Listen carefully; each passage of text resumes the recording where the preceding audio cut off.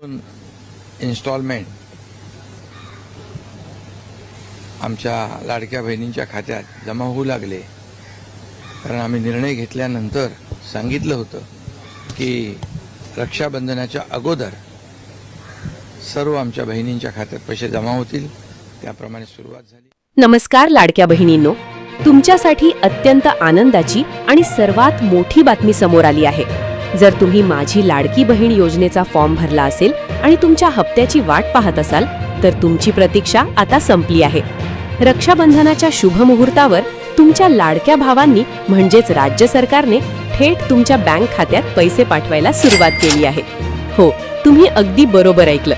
यावेळी तुमच्या खात्यामध्ये केवळ 1500 रुपये नाही तर जुलै आणि ऑगस्ट अशा दोन्ही महिन्यांचे मिळून एकत्रित 3000 रुपये डीबीटीच्या माध्यमातून जमा होत आहेत.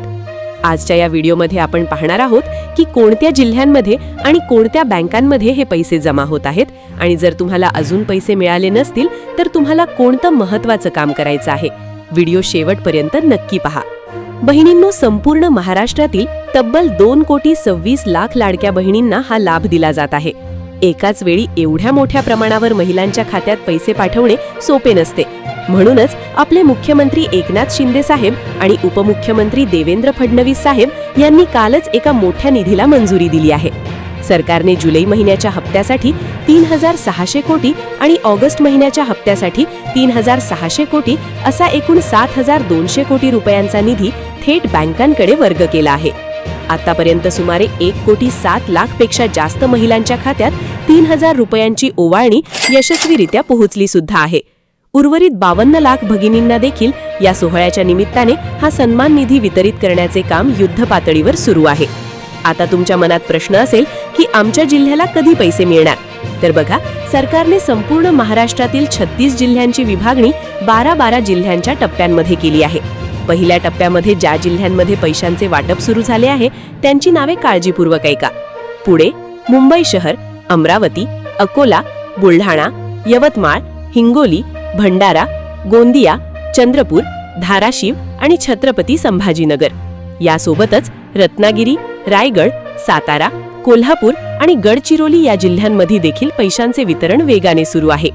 तसेच जर तुमचे खाते state bank of India, SBI, post payment bank, Maharashtra ग्रामीण बँक किंवा जिल्हा मध्यवर्ती बँकेत DCCB मध्ये असेल तर या बँकांमध्ये डीबीटी प्रक्रिया सर्वात आधी सुरू करण्यात आली आहे. त्यामुळे तुमच्या बँकेचा मेसेज एकदा नक्की तपासा. पण लाडक्या बहिणींनो, इथे एक गोष्ट लक्षात ठेवणे खूप गरजेचे आहे. हा लाभ फक्त आणि फक्त पात्र ठरलेल्या गरजू महिलांनाच मिळणार आहे. सरकारने यासाठी प्रमुख 4 पात्रतेचे निकष लावले आहेत.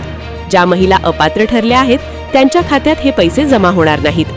आणखी एक आनंदाची बातमी म्हणजे अनेक बहिणींच्या खात्यात केवळ लाडकी बहीण योजनेचेच नाही तर गॅस कनेक्शनचे म्हणजेच अन्नपूर्णा योजनेचे पैसे देखील जमा व्हायला सुरुवात झाली आहे. म्हणजेच तुमच्या लाडक्या भावांनी या रक्षाबंधनाला तुम्हाला दुहेरी भेट दिली आहे.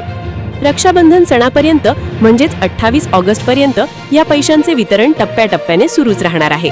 त्यामुळे जर अजून मेसेज आला नसेल तर अजिबात काळजी करू नका किंवा बँकेत गर्दी करू नका. फक्त एक अत्यंत महत्त्वाचे काम नक्की करा. तुमचे आधार कार्ड तुमच्या बँक खात्याशी लिंक आहे की नाही आणि तुमचे बँक खाते सुरू ऍक्टिव्ह आहे की नाही हे एकदा तपासून घ्या. कारण आधार लिंक नसेल तर पैसे अडकू शकतात. बहिणींनो, तुम्हाला 3000 रुपयांचा हप्ता मिळाला का आणि तुम्ही कोणत्या जिल्ह्यातून हा व्हिडिओ पाहत आहात ते मला खाली कमेंट करून नक्की सांगा. हा व्हिडिओ तुमच्या इतर मैत्रिणींना आणि नातेवाईक बहिणींना शेअर करायला विसरू नका. व्हिडिओ आवडला असल्यास लाईक करा आणि चॅनलला सबस्क्राईब नक्की करा. पुन्हा भेटू अशाच एका नवीन माहितीसह. धन्यवाद.